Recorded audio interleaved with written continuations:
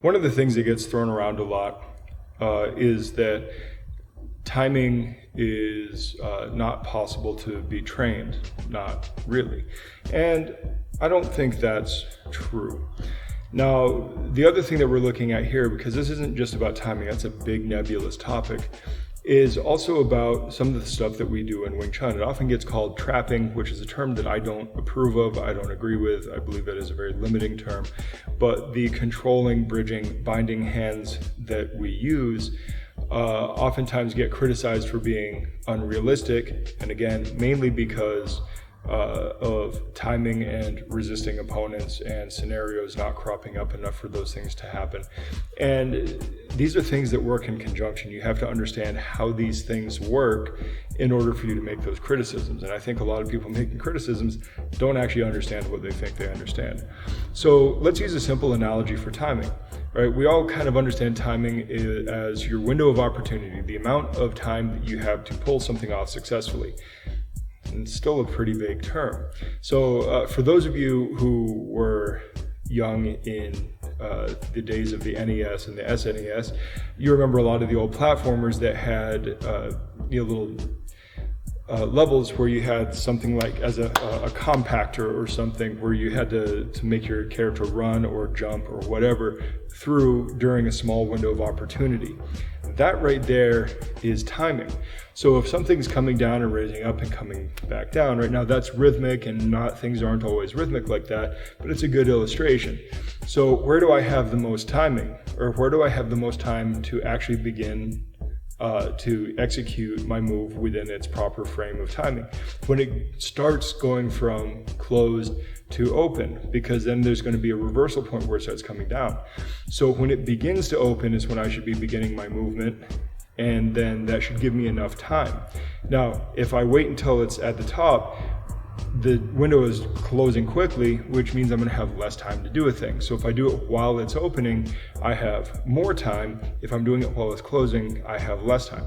Fairly easy concept. Now, I've used the term window of opportunity a couple of times. So we can actually look at this like an opening and closing window. So if we have our window frame, and this purple line represents the little lip on the window that we use to open and close it, that window can have that lip anywhere, right, in this line, up and down. And when we execute our bridging techniques, let's just call them bridging techniques, it's what they are, whether they are traps or not, we are often bridging. When we are executing our bridging techniques, essentially what we are doing is we are not only looking for the timing when the window is opening, let's go ahead and erase this, we are actually looking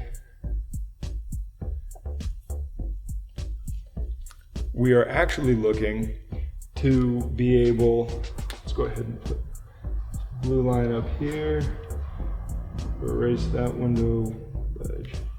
What we're actually doing is looking to put a stick in the window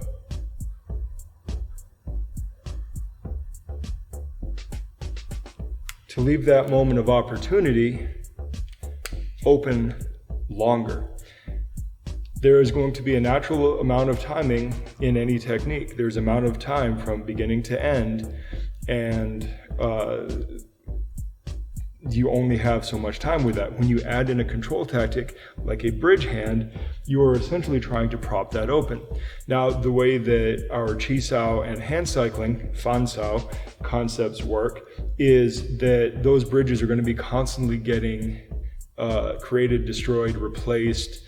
A supposedly one-way bridge becomes a two-way bridge, etc., etc. So there's going to be this constant exchanges. It almost would start looking like a Three Stooges sketch of people trying to prop windows open and them failing and getting the things knocked out, and it would look like a silly 1950s comedy sketch.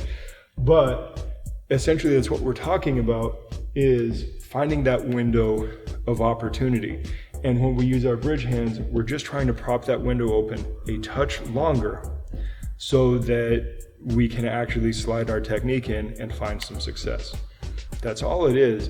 And it's not impossible to train timing, and it is not impossible to train these things. You just have to understand what you're trying to do and then start the appropriate levels of progressive progression to work from kind of static drilling all the way up to sparring, and so that you can build that up over time and build the problem solving that goes with it. If the window analogy doesn't resonate with you, you can also look at the concept of doors.